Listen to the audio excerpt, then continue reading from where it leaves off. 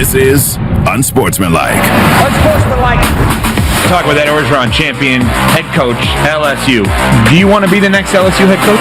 Oh, I'd love to. You kidding me? I'm one phone call away. I love LSU. I still got my home in Baton Rouge. But I love the Tigers, and I'm getting back to coaching. Hey, I just got to get in my truck. I could be there today.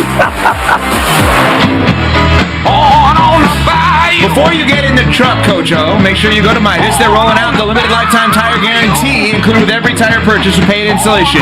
You'll pay nothing for flat repairs or replacements. Real value with honest service you can count on mile after mile. It's the limited lifetime tire guarantee only at Midas. Wow, busy 24 hours for us here because obviously the World Series last night, we've been discussing it. Toronto takes a 3-2 lead going back to their home field for the final two games, if they even need two games, to close out the Dodgers, the defending champs. Of course, the game Friday night here on ESPN Radio at 7 p.m. Eastern. And if you just went on the internet yesterday, which many of you did, and you went on ESPN.com yesterday, you saw our interview with Ed Orgeron all over the place. And you know what's interesting? I think the wrong headline was put out there. What headline should it have been? Okay, thank you for asking. Here's the headline that was out there as to what everybody thought was the most interesting part of this, because it's going to lead into the second part, what I think the more interesting headline was. Here's the first one, the actual headline. That's when you play the soundbite. Oh, do you want to be the next LSU head coach? Oh, I'd love to. You kidding me? Hey, I'm one phone call away. Hey, I just got to get in my truck. I'll be back. I could be there today.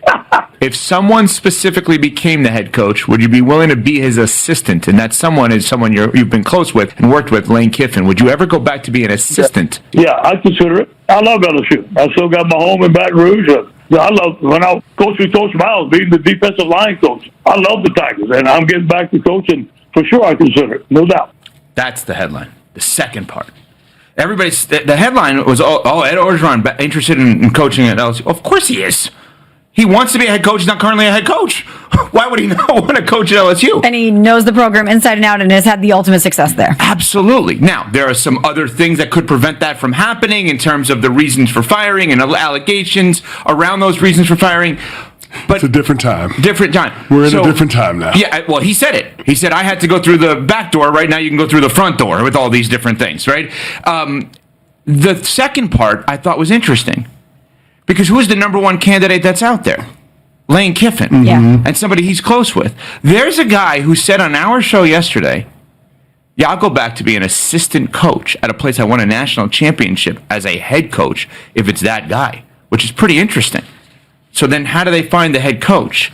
Well, of course, we go to politics. Jeff Landry is the Louisiana governor who spoke on this yesterday because he is, in absence of a school president, he is helping with the search. I'm not going to be picking the next coach, but I can promise you we're going to pick a coach and we're going to make sure that that coach is successful and we're going to make sure that he's compensated properly and we're going to put metrics on it because I'm tired of rewarding failure in this country and then leaving the taxpayers on the foot, to foot the bill. So, yeah, I absolutely. Selecting the next one. Who's that? Scott Woodward. No. I can tell you right now, Scott Woodward is not selecting the next coach. Hell, I'll let Donald Trump select it before I let him do it. Who will be? I don't know, but the Board of Supervisors is going to come up with a committee and they're going to go find us a coach. Scott Woodward is the AD. I was going to say, make sure we clarify to those who may not know that he's speaking about the athletic director. So the president of the United States may actually be picking the LSU head coach. It's so good. Just think about that conceptually. The governor of the state is saying that the athletic director of the university is not going to pick the next football coach. But you know what, Smalls? If ever there was a state where that would happen, it's Louisiana. It is down in the bayou. It's down in the bayou. Oh, yeah. Football just means more down there. They love them some football. Man. So is he not employed anymore, Scott Woodward, or he gets? No, he's the athletic director. So he can do all the other stuff. He's the athletic director. He's just not in charge of the football program.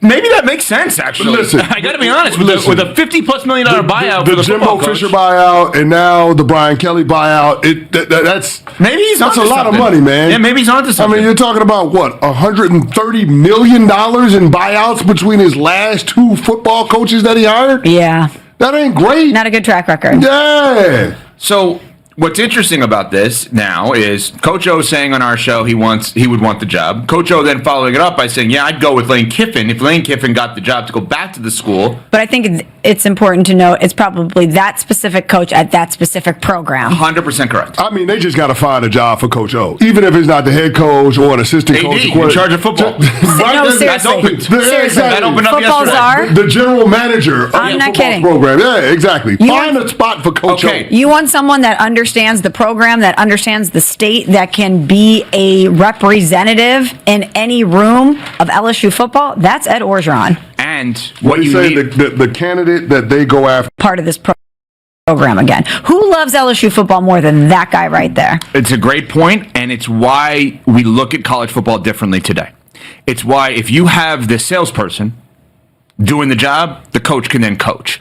Coach O, forget the football.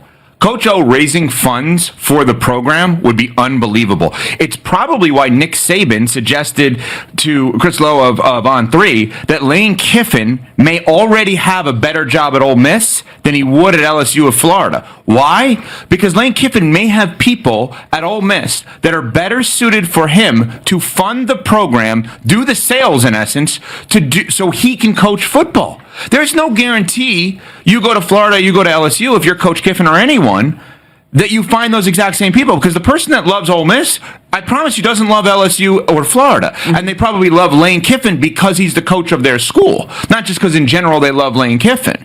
But that's where maybe the gap becomes a little bit tighter amongst these jobs, right? Well, yeah, and I think we have to reframe how we look at these jobs, right? Everybody says that, oh, LSU is one of the best jobs in the country.